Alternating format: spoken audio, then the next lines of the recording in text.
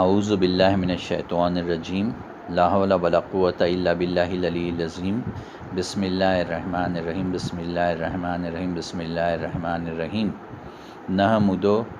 नहमुदो व नुसल्ली अला रसूलिल करीम फ़अऊज़ु बिल्लाहि मिनश्शैतानिर्रजीम बिस्मिल्लाहिर्रहमानिर्रहीम रब्बी इश्रह ली सदरी यस्सिर ली अमरी वाहलुल उक़दतम मिन लिसानी यफ़क़हू क़ौली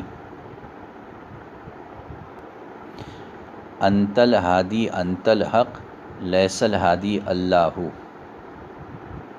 व इज़ा मरितु फ़हुव यशफ़ीन व इज़ा मरितु फ़हुव यशफ़ीन व इज़ा मरितु फ़हुव यशफ़ीन अल्लाहुम्मा सल्लि अला मुहम्मद व अला आलि मुहम्मदिन कमा सल्लैता अला इब्राहीम व अला आलि इब्राहीम इन्नका हमीदुम मजीद अल्लाहुम्मा बारिक अला मुहम्मद व अला आलि मुहम्मदिन कमा बारकता अला इब्राहीम व अला आलि इब्राहीम इन्नका हमीदुम मजीद। अस्सलामु अलैकुम रहमतुल्लाहि व बरकातुहू। Alhamdulillah, just yesterday we finished reading the prologue, and before that we completed the preface. Now today we continue with the chapter 1, whose title is What is Health? Before I go on to that, I would explain to you something which you might have heard for the first time and may be wondering what did I say just before this. Wa iza maritu fahuwa yashfin. It's an ayat of Quran Sharif, which means व ईज़ा मरितु फ़हुव यशफ़ीन, मैं बीमार होता हूँ और तू यानी अल्लाह मुझे शिफा देता है। And this is a book of Sufi healing by Sheikh Hakim Moinuddin Chishti. Okay, so this ayat is quite relevant in our reading. Antal hadi antal haq laysal hadi Allahu. I hope you know the meaning of that. Antil Hadi Antil हक, तू ही हिदायत देने वाला, तू ही हक है, तू ही हिदायत देने वाला, तेरे सिवाय कोई हिदायत नहीं देने वाला. No one else can guide but Allah. So one can take the horse to the river, but one can't make the horse drink water. So I can just present the book to you and to the future viewers and the listeners of the YouTube Mazzatul Akhirah channel, where I would be uploading this, but it is Allah who is going to give us hidayat and guide us. Hidayat is that ilm which is converted into action as and when required with the right intention. Okay, now let's begin. What is health? Here there is a ayat of Quran, a meaning of that which is written here. I would read that from 45th surah, ayat number 18. For you God, and as I've told you, I will be reading God as Allah. This has been written, this book has been written basically keeping in mind the Western readers, okay, most of whom are non-Muslims. So it's an introduction to the Western world as to okay, book of Sufism and healing through Sufism. For you Allah subjected all that is in the heavens and on the earth, all from Him. Behold, in that are the signs for people who reflect. Reflect यानी गौर व फिक्र करते हैं. What is health? When we talk about the human organism existing in a state of health, we must first of all understand several interrelated questions. What is a human being? How did it come into existence? How is it sustained in existence? And what is the purpose of human life? Without understanding the answers to these questions, or at least the questions, we can never have a satisfactory knowledge of the real type of health we should be seeking. For without any criteria for what constitutes the proper functioning of human being, how can we say that even it matters whether we are ill or well? Just because something feels good does not necessarily mean it is of ultimate benefit to us. And conversely, simply because at the moment we seem to have pain, we cannot dismiss the experience as bad unless we understand how and what the result of these momentarily sensations will be. I hope my pace is okay with you now. Thanks for your feedback, Zainab. Allah says in the Quran, there may be a thing decreed for you that you do not like, that is good for you, and things that you like that are not good for you. The great Sufi Imam al-Ghazali rahmatullah alayh expressed this idea as follows. Illness is one of the forms of experience by which humans arrive at a knowledge of Allah. As he says, illnesses are my servants which I attach to my chosen friends. Bemar. Bemariyan are my servants which are attached to my chosen friends. मेरे मखसूस बंदों को मैं बीमारी अता करता हूँ. Thus we ought not necessarily consider illness our enemy. Rather, we may see it as an event, a mechanism of the body that is serving to cleanse, purify, and balance us on the physical, emotional, mental, and spiritual planes. Considered from this perspective, a bout of flu, a cold, diarrhea, even some kinds of agonizing pains are friends, enabling our bodies to purge unwanted and potentially harmful toxic byproducts of metabolism.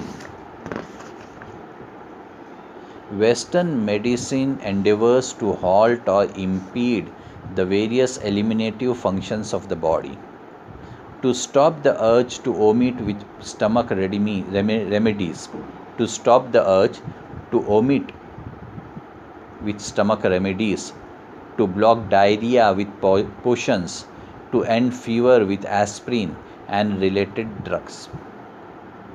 I'll read this sentence again. Western medicine endeavors, कोशिश करती है, लगी है इसमें, to halt or impede, रुकाने में, the various eliminative functions of the body, to stop the urge to omit with stomach remedies, domperidone मिसाल की तौर पर, to block diarrhea with potions,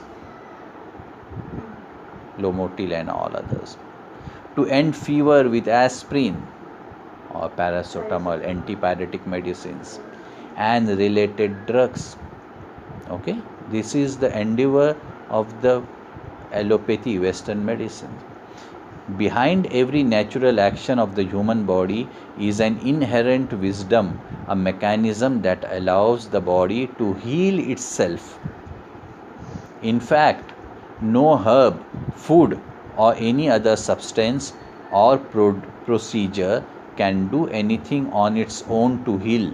It can only aid and assist the body in its own self-healing role.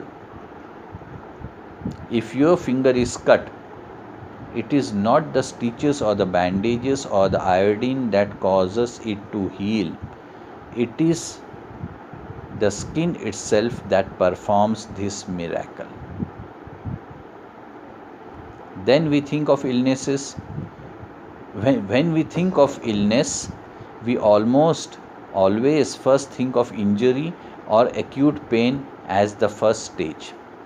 But today many people are realizing that other aspects of our mental world, our feelings and thoughts, can become unbalanced and cause illness and suffering, even though there may be nothing clinically wrong with a person.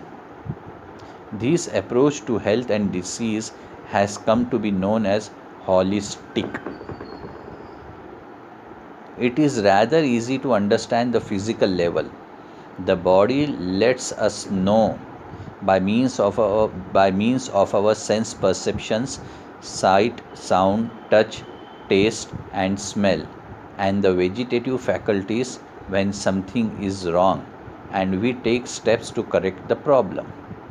The seat of the vegetative functions, that is, the instinctive, life sustaining work of the body, is the liver, sometimes called the wheel of life.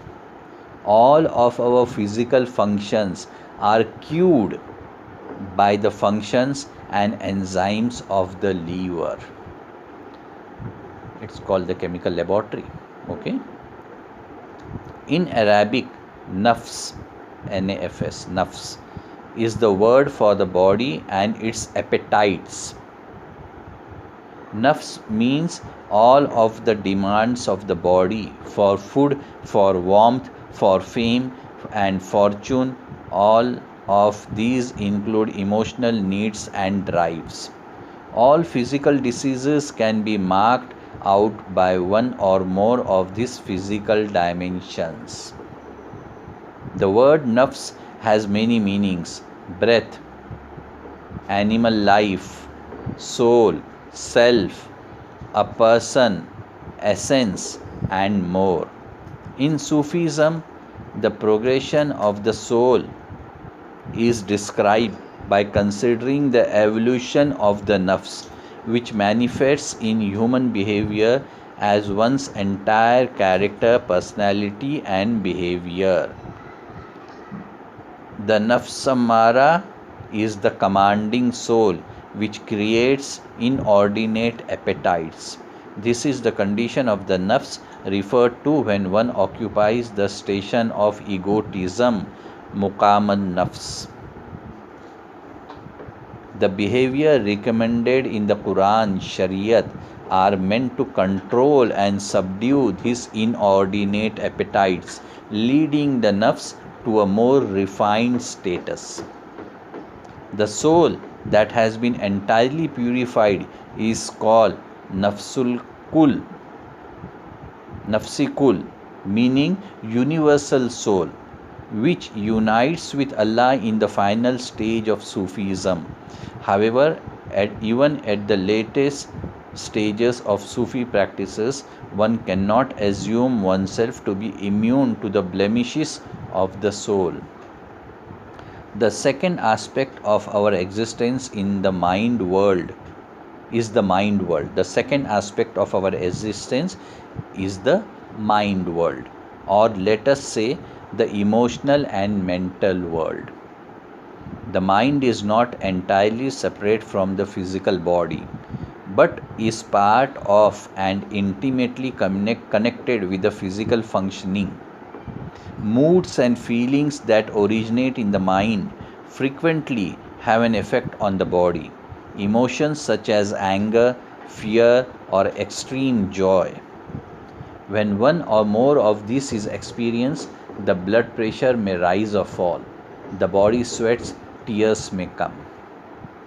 Interestingly, some ailments or conditions that we have come to regard as purely emotional have their origin in physical imbalances. An example is severe anger. Psychologists would usually attribute this to a condition of mind or emotion.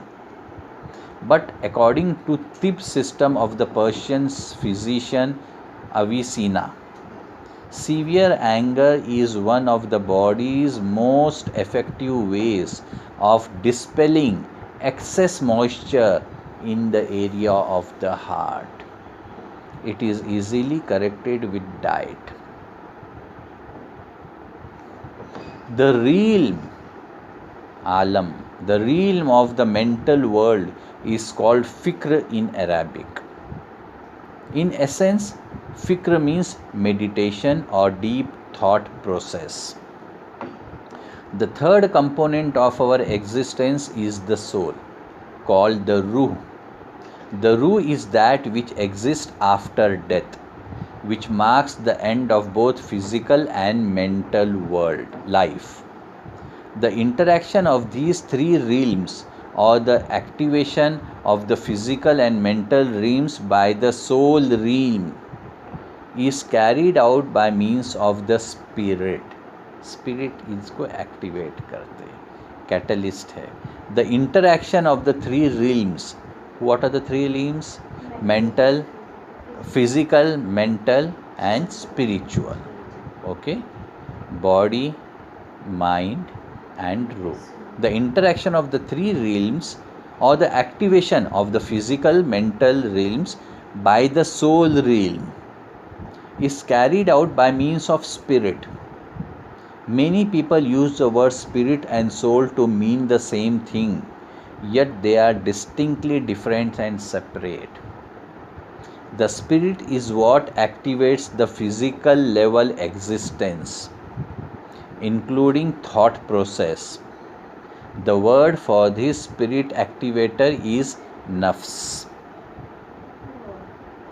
It is activated at the point of breath. The point of the lips wherein breath in breath and out breath unite is the link between life and death. The point of the lips where in breath and out breath unite is the link between life and death. We can live without mental activity and without physical movement, but without breath, life ceases in a very short time. There are people who live without mental existence. Although an electroencephalograph shows that their brain waves are not functioning, they may be kept alive by mechanical means. They are called brain dead, yet they are still regarded as living. We do not bury them. Be focused here, don't try to impress upon each other.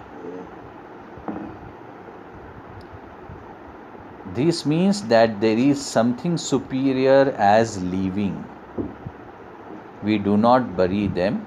This means that there is something superior to this mental existence and physical existence. Such persons still have something left of life in them, and that something is the breath.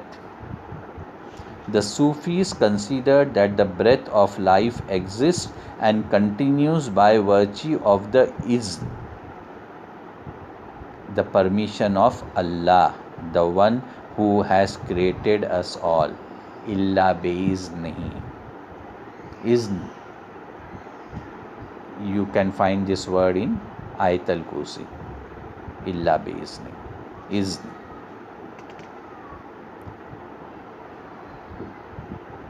What we call the creator, Allah, God, Allah, Yahweh, or whatever, does not matter. In His ultimately reality, God, Allah is one. He gives His permission for human life to exist in the first place, and as long as that permission remains, we may draw breath in and out. Regardless of which system of healing we may wish to apply or how skilled the practitioner, even if all the healers of the world come together, they could not counteract the izn. When the permission is withdrawn, there is no more breath, life ceases. Interesting cases bear this out. When a child is born, it does not breathe right away. Some say the shock of the cold air starts its breathing. Some say the shock of the cold air starts its breathing, but not in every case does this happen. The Sufis would say that Allah sends His izn for that particular life to commence. If He does not send His permission, no amount of spanking or technological effort can force the baby to breathe. It will be a stillborn, मरा हुआ बच्चा. On the other hand, sometimes despite every effort to end a life, the permission overrides human efforts. A recent article in a medical journal told of a couple who had informed their doctors that they did not want to have children under any circumstances. The doctor suggested that the husband undergoes a permanent vasectomy, and so it was performed. A few months later, the couple was back, furious with the doctor because the wife had become pregnant. The doctor then offered to perform a free abortion to terminate the pregnancy. This procedure was done. After months later, the couple sued the doctor for malpractice when the woman discovered that she was still pregnant. Allah ki marzi. Despite the sterilization and the abortion, the izn of Allah was that this particular child would be born. And so it was. Clearly, there is an authority against whom we have no real ability to interfere. Consider the non-manifest realms. Non-manifest, जो जाहिर नहीं हुए, so realms, Alam. The world of dreams, of intuition, of abstract phenomena, and the many cases of people reporting encounters with the UFOs, demons, poltergeists, and the like. No one in the West has so far come forward with a fully developed conceptual framework with which to deal with these otherworldly experiences. The Sufis use this term ghaib to refer to the events that transpire in the unseen realms. These unseen realm includes the actions of the soul. The center or seat of the soul's existence is the heart. The center or seat of the soul's existence is the heart. With what do we associate the heart and soul? Love, compassion, sympathy, mercy, and all of our religious sentiments. When someone dies, the grief of the survivor is felt in the heart. It is actually a physical pain. The heart aches. There is so much terminology in our language about these soul-related aspects of the heart. No one can deny that these feelings of love and compassion do exist. No one is without them.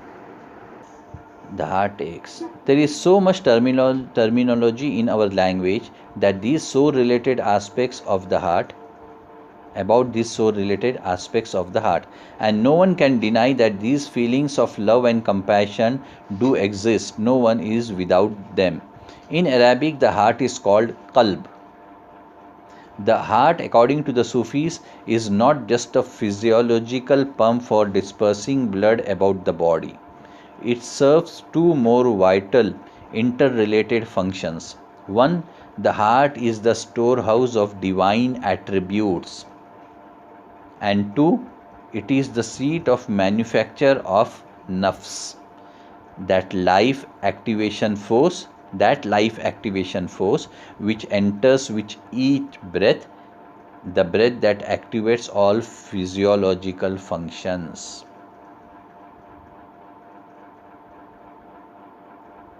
I will read this paragraph again, and I will not wait for the book to get over. I will explain a bit. This is marvelous. It's very simply put, lucidly put. In Arabic, the heart is called qalb. The heart, according to the Sufis, is not just a physiological pump for dispersing blood about the body. It serves two more vital interrelated functions. Interrelated functions, two more. One, the heart is the storehouse of divine attributes. What are the divine attributes? Allah के 999 नामा, वो divine attributes हैं. उनका store house है heart. उनको तुम्हें बराबर सी invoke करे तो तुम्हें वो क्रिएशंस के पूरे मैजिकल मामलों की चाबी मिल जाती है. तुम ना वो पीछे पड़े थे, फिर उसे तुम्हें इस्तेमाल कर को अल्लाह की मर्ज़ी के मुताबिक तुम्हें मामला कर सकते हैं. One, the heart is the storehouse of divine attributes. Heart is the storehouse of divine attributes. Again, the heart is the storehouse of divine attributes. इस दिल में खुन्नस, नफरत, जलन, हसद, कीना नको रखो. Divine attributes का storehouse है. And 2, it is the seat of manufacture of nafs. What is nafs? The life activating force which enters with each breath. The breath that activates all physiological functions. ये भी heart में. Thus, when the izn or permission of Allah is drawn in, breath is not just air. Along with that, the permission of Allah goes in. Thus, when izn, the permission of Allah, is drawn in, it goes immediately to the heart. Lungs see, heart. In some manner, this izn activates all of the divine attributes in various combinations, and these then are carried out into the body. The Quran informs that these divine attributes are approximately 99 in number and are what Allah uses as the means of allowing the human to function and work on the created plane of being. For example, one of these attributes is called Al-Basir, which means the perceiver, देखने वाला. In other words, Allah sees everything at all times. There is nothing that escapes the view of Allah, not even the most intimate thoughts. This Basir attribute, this Basir exists as a potentiality within us at all times, stored in the heart. When Allah sends His izn in on a breath, and this is combined with certain sounds we utter, the potentiality will then travel through a semi-gaseous network called a humor.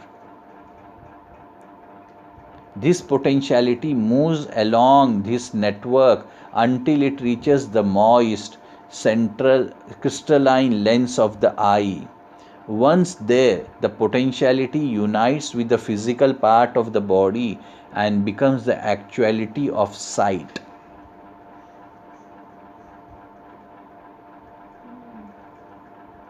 This is explaining eyesight on the spiritual plane.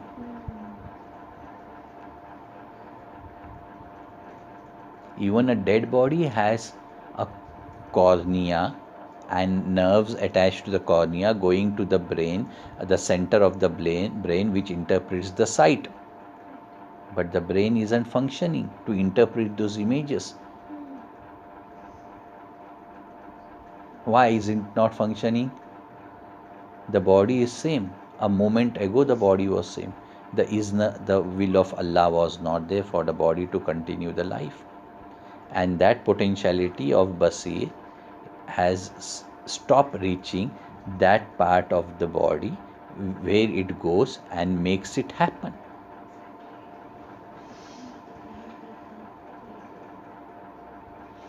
Okay मैं मजबूर हूँ बीच बीच में इस तरह से थोड़ा कलाम करने के लिए.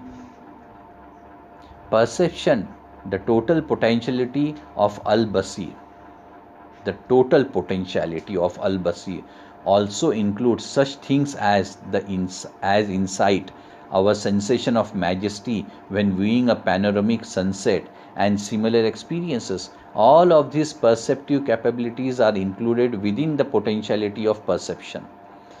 All of these 99 divine attributes then are stored within the heart.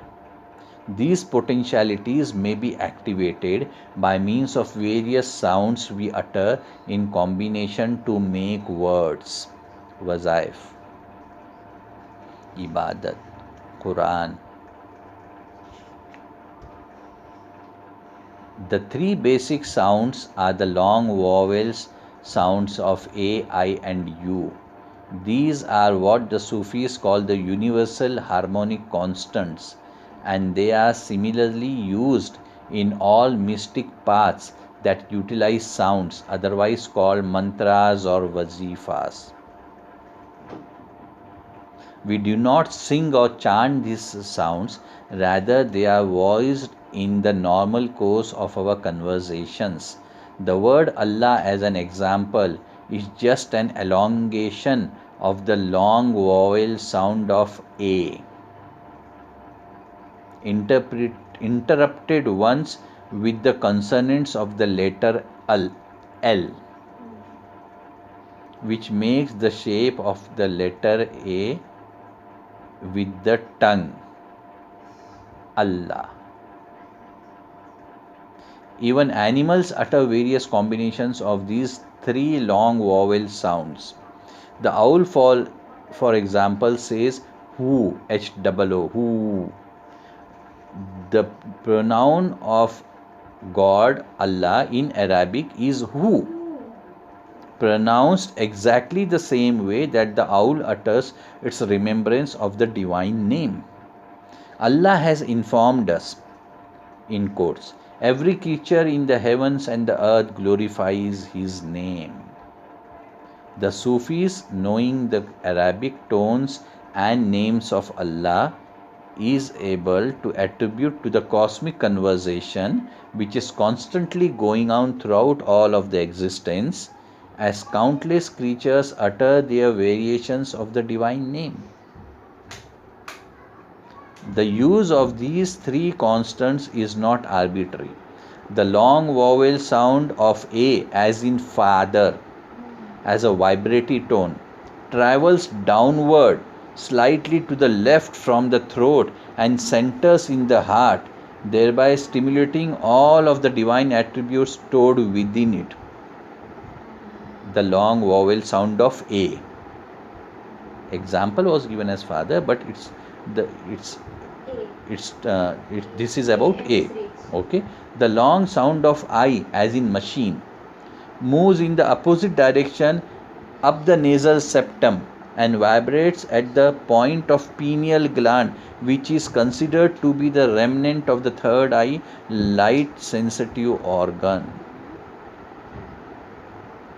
The long sound of U, as in Y-O-U, exists when uttered exactly at the point of the pursed lips, the point of connection between the in and the out breaths. It is where our actions meet and intermingles with the divine permission of the Izn. The Sufis use various formulas or combinations of these tones to produce electrifying effects that are able in and of themselves to unlock congested areas within the heart, thereby releasing one or more potentialities. This alone accounts for a considerable number of miraculous cures.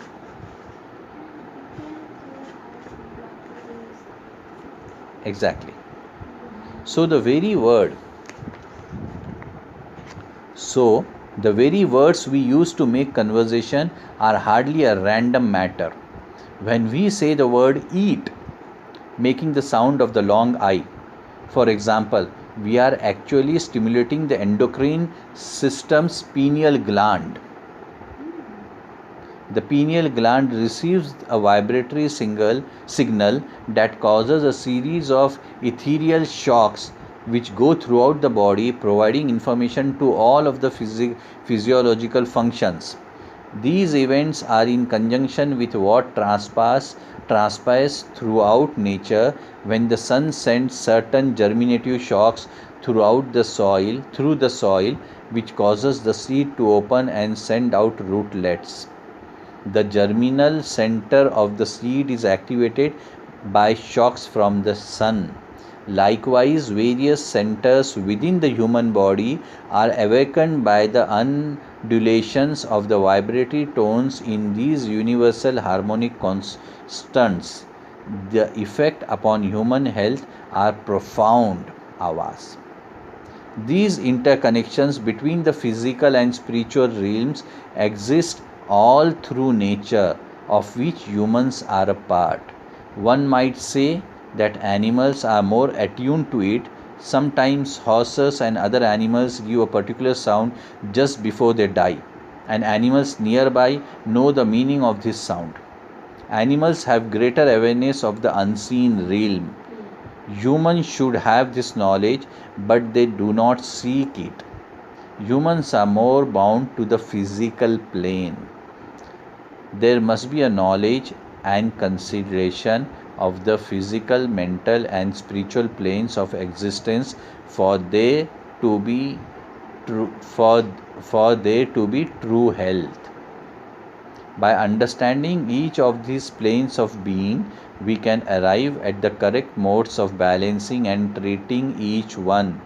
If the subject of disease is looked into deeply enough, the origin of all illnesses can be said to lie in the mind.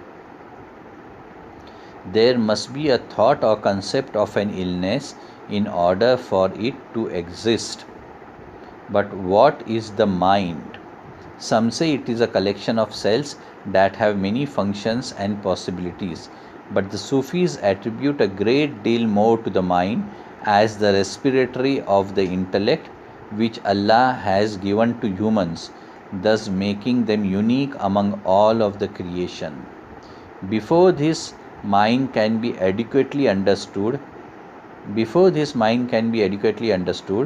we first have to have a conception of entire universe, from the most minute bacterial life up to Allah. This is known as the hierarchy of creation. This is where we end chapter 1, and the next one is as suggested in the last sentence of this chapter, the hierarchy of creation. I'll just read every chapter. I suppose is after the name of the chapter there is a quotation, a verse of the Quran. So I'll just read that verse, the meaning of the verse of the Quran which is listed here, and then we'll again take this in total. The hierarchy of creation. God, that is Allah, is the one who created for you all that is on earth. Moreover, He turned to the heavens and fashioned 7 heavens with harmony. Allah is the one who created for you all that is on the earth. Moreover, He turned to the heaven and fashioned 7 heavens with harmony. He is full of knowledge of all things. 23rd chapter of Surah of Quran Sharif, 17th ayat. So here we take a break till our next sessions, inshallah, and we'll continue with the chapter 2. Sadaqallahul Azim, Sadaqa Rasul Nabil Kareem, Amantu Billahi Rasuli, Walhamdulillahi Rabbil Alameen, Antal Hadi, Antal Haq, La Yasal Hadi, Allahu, Wa Iza Maritu Fahuwa Yashfin, Wa Iza Maritu Fahuwa Yashfin, Wa Iza Maritu Fahuwa Yashfin. Allahumma salli ala Muhammadin wa ala ali Muhammadin kama sallaita ala Ibrahim wa ala ali Ibrahim innaka Hamidum Majid. Allahumma barik ala Muhammadin wa ala ali Muhammadin kama barakta ala Ibrahim wa ala ali Ibrahim innaka Hamidum Majid. Rabbana taqabbal minna innaka antas samiul alim wa tub alaina innaka antat tawwabur rahim. Wa sallallahu ta'ala ala khairi khalqi Muhammadin wa ala ali wa ashabi wa azwaji wa zurriyati wa libayti wa litaatika wa babi wa anbiya'i wa siddiqi wa shuhada'i wa siddiqi wa shuhada'i wa siddiqi wa shuhada'i والمؤمنين والمؤمنات والمسلمين والمسلمات آيائے من الموت أجمعين برحمتك يا أرحم الراحمين سبحان ربك رب العزة عما يصفون وسلام على المرسلين والحمد لله رب العالمين آمين ثم آمين برحمتك يا أرحم الراحمين لا إله إلا الله محمد رسول الله صلى الله عليه وآله وسلم بعدد رحمة الله. السلام علیکم رحمۃ اللہ وبرکاتہ.